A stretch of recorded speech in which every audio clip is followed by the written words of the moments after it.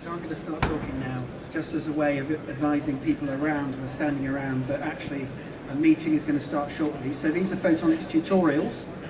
These are the exhibitors have all chosen their very good subjects to come and talk about.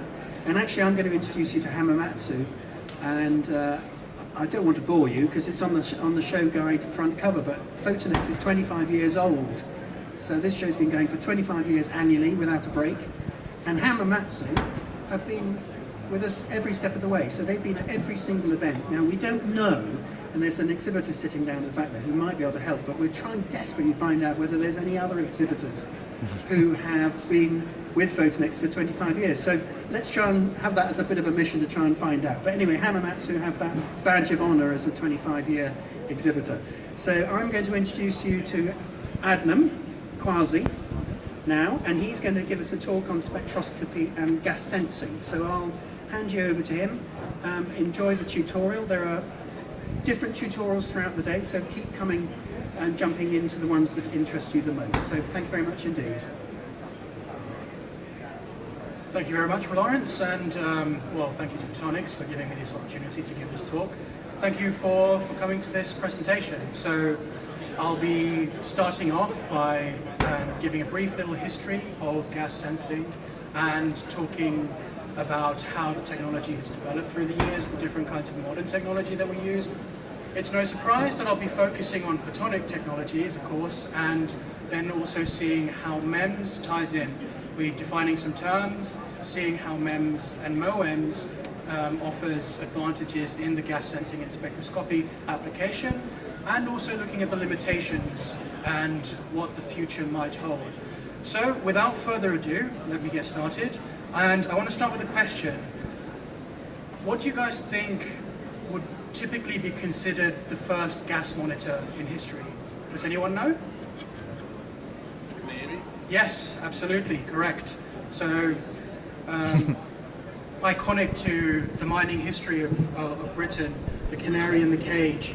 So canaries obviously had smaller lungs than humans, more susceptible to low levels of gases, low levels of oxygen, higher levels of methane or carbon monoxide in the air. Passed out canary would mean that there would be a dangerous gas situation and it would be time to get out of there. Another example is Davy's flame safety lamp, a very not a very difficult concept. You have a flame burning at a certain height. If there is methane present, the flame will be significantly higher. If there's low levels of oxygen, then the flame would be lower. And you also have Dr. Giro's interferometer. This is the first interferometer used for gas monitoring back in 1925. So in the presence of gasoline fumes, you'd have the interferometry pattern moving depending on how much gas was present. So we've come away from them with a plethora of different technologies. You have electrochemical, and for simplicity you can include catalytic and oxide type detection systems in that. You have acoustic type detectors, which are basically listening for certain frequency of gas leaks from pipes, and of course optical sensors as well. Let's have a look at typically how an optical sensor setup might go. So, I'm sorry, I don't have a pointer, they didn't supply me with a pointer. So you'd have your IR source, and that would be typically giving a broadband wavelength of light into a permeable gas cell. In that gas cell, you'd have gas coming in and absorbing certain frequencies of the light, but not others. That's important. Then you'd have an optical beam splitter sending some of the light in one direction and in another. In one direction, you'd have an optical filter set for the particular wavelength of light that is absorbed by the gas, and in the other channel, you'd have the filter set so that it allows light of a particular wavelength that doesn't get absorbed by the gas. And this is important, that you have a reference and an active channel. So when you have a gas present, you'd have your active channel decreasing and the signal decreasing depending on how much gas is present, but your reference channel will stay the same. And this is for a number of reasons. When you have your reference channel staying the same, but if you, for example, have dirty optics or a weak source, obviously the sources will degrade over time. You'll get both of them coming down together as well. If you have the active source completely giving no signal at all, you can infer that you have a failed sensor. And if you have both of the detectors not giving any signal at all, you can infer that you have a failed infrared source. So now, let's have a look at how we can bring MEMS and MOEMS and, of course, define the terms. So MEMS is mechanical and electronic systems, but on a micro scale. And MOEMS is just combining optics into this as well. So Micro-Opto-ElectroMechanical Systems. And typically when we're talking about MEMS, we're talking about two different flavors. You have MEMS structures, so for example, a micro-moving mirror or exotic different kinds of diffraction gratings, but you can also look at MEMS processes as well. So these are thin film deposition processes, reactive ion etching, chemical deposition, lithography, processes that are used to improve the materials in different ways. For example, to improve silicon so that it offers higher sensitivity or absorbs light in a longer wavelength range.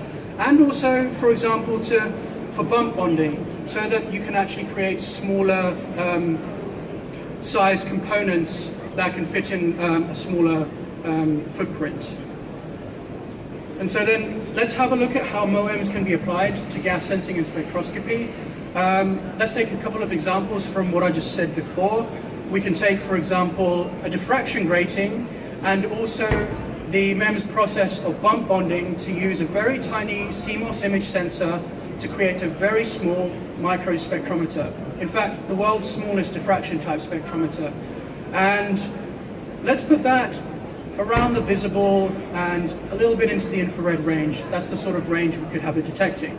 Looking a little bit further up into the infrared, we could, for example, use MEMS processes to build a gold microstructure that could be used to enhance Raman spectroscopy, surface enhanced Raman spectroscopy basically.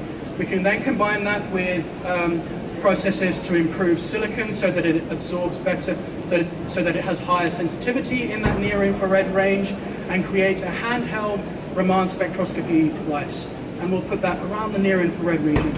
Again, working up a little bit further up the spectrum, we could, for example, have a MEMS tunable filter. I'll talk a little bit more about how you could make this filter a little bit later. But you combine this with a typical in-gas photodiode to make a very cheap because it's a discrete sensor, it's not an image sensor, to actually create a spectrometer that gives you spectral information over the wavelength range. And that you can have working in that shortwave infrared range. Finally, we could use the MEMS processes to make a MEMS moving mirror and use it to make a Michelson-Morley interferometer the size of a postage stamp. Using that to make a Fourier transform interferometer that can work in a wavelength range up to around about 2 microns, maybe a little bit further as well. So then the question is, what can we do going deeper into this infrared wavelength range? Well, it's difficult. We have components, LEDs, detectors, lasers, of course. These won't be typically using the MEMS structures and the MEMS processes that we've been talking about previously. There's a number of difficulties in doing so, and I'll come to that a little bit later, and I'll talk about why you would even want to actually be detecting gases and doing spectroscopy in the mid-wave infrared range a little bit later. Let's focus on these components and these ideas a little bit more, starting with the microspectrometer. So for the uninitiated, I'll just quickly go over what diffraction spectroscopy is. So you typically have your light source, you'd have that hitting a grating and splitting the light into its component wavelengths. That would then be going through a slit. You'd be using a slit to select a certain wavelength of light. That would go through the sample and you'd hit your detector. And then you'd move your slit and your sample and your detector to tune through the wavelengths so that you could build up your spectrum. Instead, of course, you can, instead of actually moving your slit and taking a long time, you could put an image sensor there instead. A number of discrete pixels so that you can pick up each individual wavelength. And then so now, applying that to our microspectrometer, we've done it in this sort of a way. you have the incident light coming in. That has already passed through the sample, so you already know the profile of the light of your source, and now you're trying to find out what is the light, what kind of effects of passing it through the sample, passing it through the gases. So you have the light coming in, going through an entrance slip, and down onto a chip which has a micro MEMS grating built onto it. That then diffracts the light up onto a linear image sensor, which then you can get the spectral information from. Looking a little bit closer, this is what the grating chip looks like, and even closer still, this is what the diffraction grating looks like at a 5 micron scale. And the result, well, you have a pretty formidable microspectrometer component working in the visible and near infrared range with a brilliant resolution, spectral resolution. And this year our engineers have worked on using the MEMS process to create a silicon image sensor that has 100 times greater sensitivity than our previous spectrometer. So that image sensor also has a few more pixels on the end than the previous version, so you can see that it's stretching a little bit further into the infrared as well. Now let's move on to interferometry. Again, just to go over the basic principle, again you have light coming in, it's hitting a beam splitter, and half of the light is hitting a moving mirror, and the other half of the light is hitting a stationary mirror. That's coming back and interfering with itself, and depending on the modulation of the mirror, it changes the phase, and you get what is basically an interferogram. You're getting constructive and destructive interference depending on time, not on space, like we were looking at the diffraction grating before. So with this, you don't need an image sensor. You can use a cheap, discrete sensor, again, with this as your sensing element. So now looking a little bit deeper into the idea of interferograms and what it actually means. So on the left here, you can see that this is the input, the spectrum of the light. So it's a discrete wavelength of light. But the interferogram you're getting, kind of makes sense. You're getting it interfering and constructively and destructively over the range. If you put in 2 wavelengths, then you're getting this sort of a pattern. And now when you're putting a full spectrum in, you get a sort of a packet as the interferogram. If it's a wider wavelength range, then you're getting a smaller packet. Now, you don't really need to worry about how to transfer from this back to the actual wavelength range. I remember my university days when I actually had to do inverse Fourier transforms on paper. It's not a pretty thing. It's very difficult. I can see you smiling, and you've probably done it before yourself. So we can just leave that all to the computers. They can convert the interferogram back into a wavelength very easily. So now, typical Fourier transform interferometers, they're pretty big beasts of a machine. You have your infrared source, your beam splitter, your linear stage, your moving mirror, and your detector, all in a unit that is quite a few liters, a big benchtop unit. Using this MEMS process, we can make a MEMS FTIR, which is basically 1,000th of the size. The actual Fourier transform interferometer, you can see is that blue chip over there, is a postage stamp size. And so, even with that small size, it can pretty readily spit out a nice spectra for ethanol. And so, looking a little bit closer at that, again, you have the light coming in, hitting a beam splitter, one to the moving mirror, one side to the stationary mirror, and to create the interferogram. And then so there's 2 different types that we're working on. Depending on the wavelength range that you're interested in, you have trade-offs with spectral resolution and signal-to-noise ratio as well. Let's move on to I was talking a little bit previously about a tunable filter. So this is a Fabry Perot interferometer. The idea is that you have parallel mirrors, and these mirrors, depending on the distance between these 2 mirrors, it controls the actual wavelength of light that is allowed to pass through.